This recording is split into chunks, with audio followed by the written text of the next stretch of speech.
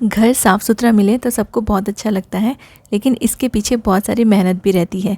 लेकिन अगर हम ऐसी साफ़ सफाई करें जिसमें आपको बहुत ज़्यादा टाइम ना लगे, बहुत एफ़र्ट भी ना लगे, और जब साफ़ सफाई के बाद जो नीचे गंदगी फैलती है ना, वो भी ना हो, तो इसके लिए आज के वीडियो में मैंने आपके साथ बहुत सारी चीज़ें शेयर की है, जिससे कि आपका घर हमेशा साफ़ मिलेगा, लेकिन कम से कम मेहनत में और कम से कम समय में हम लोग ये वाली सफाई कर लेंगे। अगर आपको मेरे वीडियो से थोड़ा बहुत भी मोटिवेशन मिलता है तो चलिए आप भी स्टार्ट कर लीजिए। आप मेरे साथ साथ अपने घर की सफाई भी कर सकते हैं।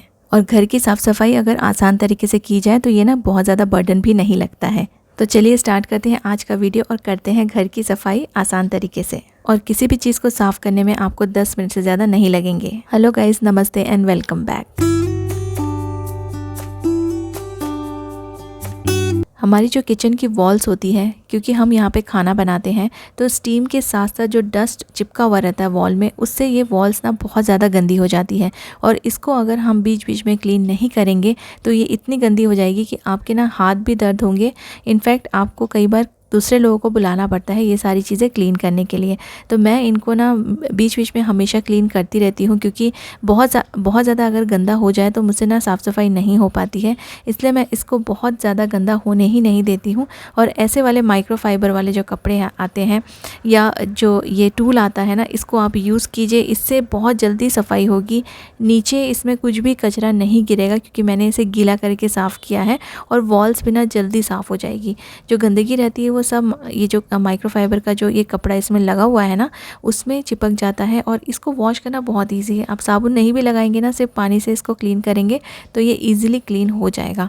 अब साथ साथ में जो विंडो है, मेरी जो नेट है लगा हुआ विंडो के ऊपर, वो मैं क्लीन कर लूँगी, क्योंकि विंडो पे भी बहुत डस्ट जमा रहता है और स्टीम के साथ साथ ये यहाँ पे चिपकता रहता है। तो विंडो की जो नेट है ना, वो तो मैं हमेशा ही क्लीन करती रहती हूँ वंस इन अ वीक। लेकिन आज क्योंकि मैं वॉल्स क्लीन कर रही हूँ, तो वॉल्स के साथ साथ मैंने ये जो नेट है उसको भी क्लीन कर लिया है सेम। इसे देखिए कितना सारा गंदा इसमें डस्ट जमा हुआ था।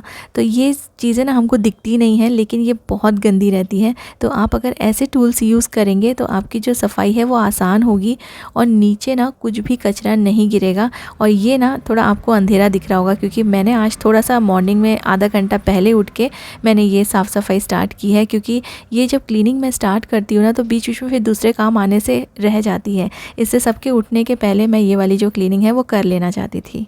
ऊपर के जो कैबिनेट्स हैं उनको भी मैं सेम टूल से क्लीन करूँगी। मैंने इसे पानी से क्लीन कर लिया है, और बहुत ही आसानी से बहुत ऊपर के जो कैबिनेट्स हैं वो भी क्लीन हो जाते हैं, क्योंकि यहाँ भी स्टीम एंड डस्ट जमा होता है।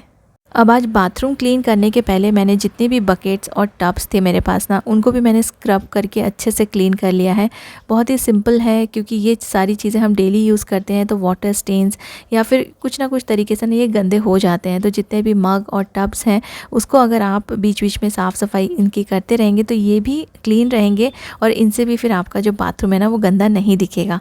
सिंपल तरीके से मैंने एक पुराना सा ब्रश यूज़ कर लिया है इनको स्क्रब करने के लिए, और जो हैंड शावर रहता है उसकी हेल्प से इनको क्लीन कर लिया है। हाइट पे जो ओपन शेल्फ लगे रहते हैं वहाँ पे हमारा ध्यान कभी नहीं जाता है। तो यहाँ पे कुछ केबल्स और कुछ ऐसी चीज़ें रखी हुई है, ये ओपन शेल्फ पे बहुत ज़्यादा ध्यान में नहीं दे पाती हूँ। लेकिन कुछ दिनों से मैं देख रही थी कि ये बहुत ज़्यादा गंदा हो गया था, और मेरे पास टाइम नहीं मिल पा रहा था। मुझे लगेंगे सिर्फ 5 to 10 मिनट्स इनको क्लीन करने के लिए, लेकिन बस एक शुरुआत करनी होती है। एक बार हम लोग ने सफाई करना स्टार्ट कर दिया ना, तो 5-10 मिनट से ज़्यादा नहीं लगता है किसी भी स्पेस को क्लीन करने के लिए। इसमें जो पेपर लगाया था वो फेंक दूंगी, और जो वायर्स एक्स्ट्रा पड़े थे जो यूज़ में नहीं थे उनको भी मैंने निकाल दिया है। अच्छे से गीले कपड़े से क्लीन कर रही हूँ, क्योंकि गीला कपड़ा यूज़ करने से नीचे अगेन डस्ट नहीं गिरेगा और मेरा फ्लोर भी ज़्यादा गंदा नहीं होगा। और ये सारे काम ना आप मॉपिंग करने के पहले कीजिए। झाड़ू पोछा लगने के बाद अगर आप ये काम करेंगे तो आप हो सकता है कि थोड़ा बहुत अगर गिरे तो आपको वापस से ये सारी चीज़ें क्लीन करनी पड़े। इसलिए आप नीचे का फ्लोर क्लीन करने के पहले ऊपर की जो क्लीनिंग है ना उसको कर लीजिए। अब ये जितने भी वायर्स लटके हुए ना ये अच्छे नहीं दिख रहे थे, इसके लिए मैंने एक छोटा सा बास्केट यूज़ किया है, और इन सारे वायर्स को मैं फोल्ड करके इसके अंदर डाल दूँगी।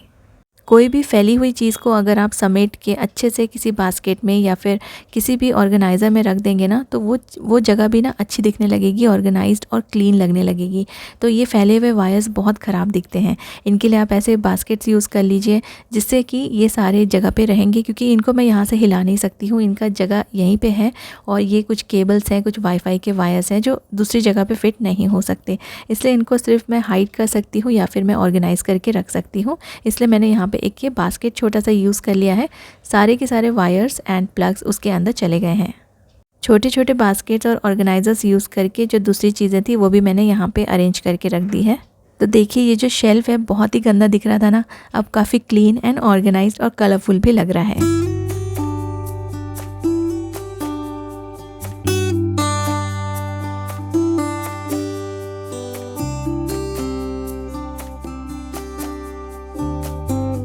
हम बकेट्स और मग्स ये सारी चीज़ें टब वगैरह क्लीन करते हैं, लेकिन हमारी जो मॉपिंग का जो बकेट होता है ना, रोटेटिंग बकेट, उसको भी मैं आज क्लीन कर रही हूँ। लेकिन उसके पहले मैं साथ साथ में जो मॉप हेड है उसको क्लीन करूँगी। बहुत ही सिंपल है, आप इसी में थोड़ा सा डिटर्जेंट और पानी डाल दीजिए और 3-4 बार आप इसको ना घुमा लीजिए। जो हमारा मॉप हेड है ना वो क्लीन हो जाएगा बहुत अच्छे तरीके से। और साथ ही साथ में इसको क्लीन करते करते ही हमारी जो ये रोटेटिंग बकेट है ना ये भी क्लीन हो जाएगी। तो साथ ही साथ हमारे एक ही काम में 2 काम हो रहे हैं और बहुत अच्छे से ना ये क्लीन हो जाता है। इसमें आपको हाथ भी लगाने की ज़रूरत नहीं है और 5 मिनट से ज़्यादा आपको ये क्लीनिंग में नहीं लगेगा। बर्तन साफ़ करते करते स्पेशली पैन्स और कढ़ाई जो हमारे काउंटर टॉप पे ना स्क्रैच आ जाते हैं, और ये स्क्रैच है ना बिल्कुल भी निकलते नहीं हैं। आप चाहे कितना भी स्क्रब कीजिए, एक बार स्क्रैच आ गया तो फिर ये नहीं जाएगा। तो ये साफ़ सफाई की तो कोई बात नहीं है, लेकिन ये आपका जो काउंटर टॉप है ना ये ख़राब नहीं होगा। उसके लिए आप सिलिकॉन का ट्रे या फिर सिलिकॉन मैट यूज़ कीजिए और उस पर आप कढ़ाई या फिर पैन रख के क्लीन कीजिए। इससे आपका ना काउंटर टॉप बिल्कुल ख़राब नहीं होगा और फिर बाद में आपको ये सारी चीज़ें स्क्रब करने की, काउंटर टॉप को क्लीन करने की ज़रूरत नहीं पड़ेगी। स्क्रैच फ्री भी रहेंगे और क्लीनिंग से भी आप बच जाएंगे। और सिलिकॉन मैट नीचे रखने से ना आपका जो कढ़ाई है या पैन है उसको क्लीन करने के लिए भी आपको ना काफ़ी आसानी हो जाएगी, क्योंकि वो यहाँ वहाँ हिलते हैं ना, तो वो स्क्रबिंग करने में भी हम लोग को थोड़ी सी मुश्किल हो जाती है।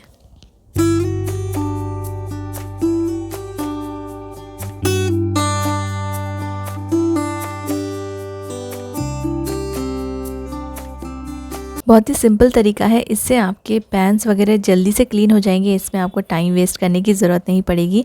और देखिए ऐसे मैट आपको इजीली कहीं भी अमेज़ॉन वगैरह में मिल जाएंगे। मेरे पास ये कुछ सिलिकॉन के बाउल्स रखे थे जो मैं एयर फ्राई में यूज़ करती हूँ, तो मैं बर्तन धोने के टाइम पे इनको ऐसे नीचे रख लेती हूँ, जिससे कि ये बिल्कुल भी ख़राब नहीं होंगे। सिलिकॉन के हैं, इसमें आप गर्म बर्तन भी रख देंगे तो ये बिल्कुल भी इसको कुछ भी नहीं होने वाला। सिंपली सिलिकॉन मैट्स भी आप ले सकते हैं। सिलिकॉन मैट्स इजीली अवेलेबल हैं। अगर आपको नहीं मिल रहे हैं कहीं तो आप डिस्क्रिप्शन में मैंने जो लिंक दिया है उसमें चेक कर लीजिए। आपको छोटे साइज़ के मैट्स भी इजीली अमेज़ॉन में मिल जाएंगे।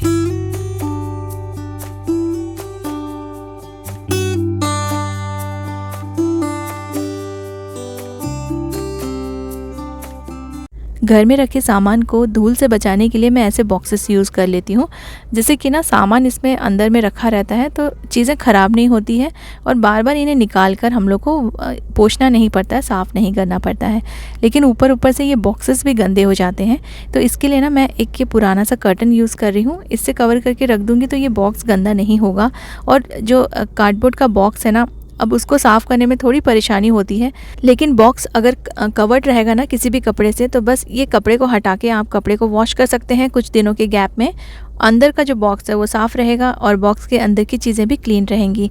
इसलिए आप कोई भी बॉक्स ऐसे यूज़ करते हो तो आप कोई पुराना कर्टन, पुरानी चादर, ऐसे पुराने कपड़े यूज़ करके उन्हें कवर करके रैप करके अच्छे से रखिए, जिससे कि ना क्लीनिंग में इजी हो जाता है और आपको बिल्कुल भी समय नहीं लगेगा। अगर आपने इस चीज़ को क्लीन करने के लिए अगर कोई आपने सोचा है कि आज ये सामान क्लीन करूँगी, तो फिर आपको बिल्कुल भी समय नहीं लगने वाला है।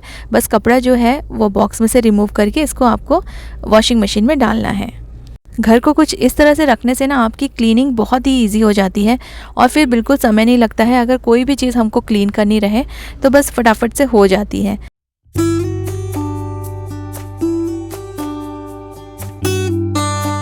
आई होप आपको जितनी भी मैंने क्लीनिंग की टिप्स शेयर की है यूज़फुल लगेगी, और अगर आपको ये सारी टिप्स पता थी तो उम्मीद करती हूँ कि आपने वीडियो को एंजॉय किया होगा। Thank you so much for watching.